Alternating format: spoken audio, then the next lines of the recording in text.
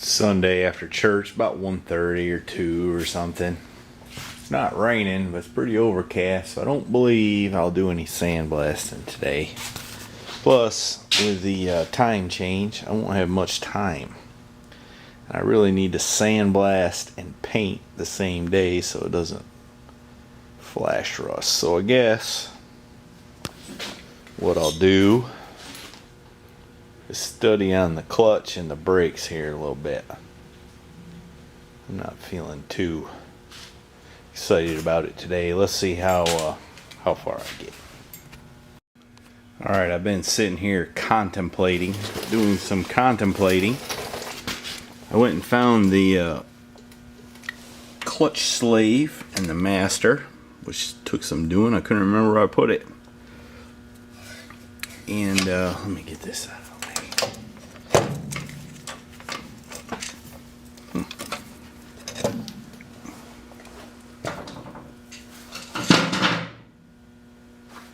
Alright, that makes for a thrilling video, doesn't it? Now, at first glance, you'd think, hey,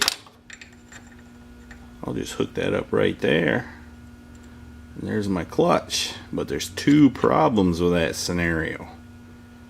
The first being, that's too high to be up in the floorboard. The second being, and the most major problem, is when you push the clutch, it's going to go towards the front of the truck. And the master needs to be pushed, not pulled, so that ain't gonna work.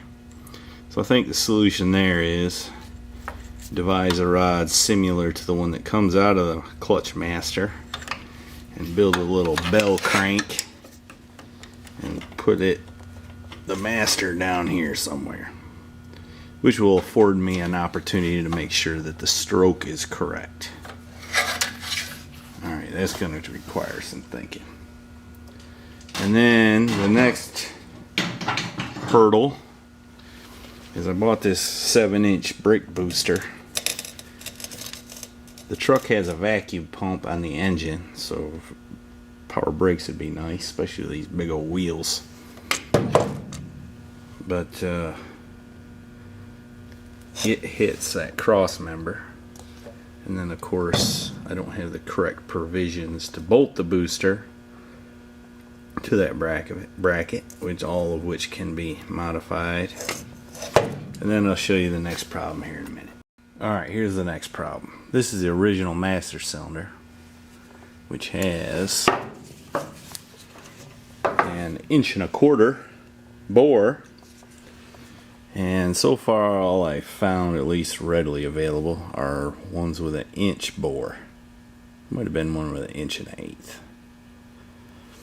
I'd like to reuse the old one just for ease, but one problem with that is it won't fit on that booster unless I elongate those two holes. And then secondly, the little rod in the booster ain't long enough to go in the hole there. So I don't know.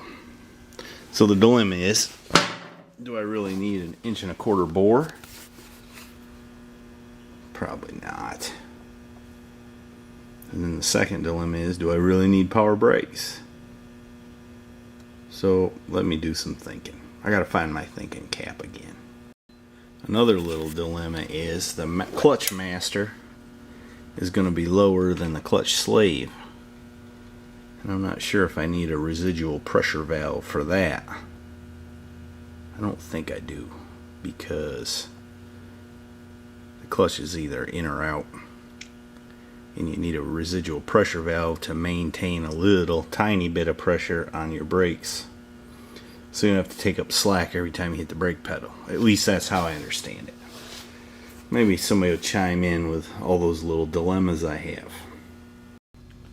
Alright, it's a few hours later. I haven't done any videoing because I just didn't really feel like it. I've been thinking about stuff. Anyway, I made myself a little bell crank right there. And obviously I still got a little more work to do. But that's about where it'll center. And I think we're gonna mount the clutch master right there somewhere. I still got some more ironing out to do, but that's the beginnings of it. If it don't work out, I'll try again. Which I have to do sometimes. Which isn't a bad thing.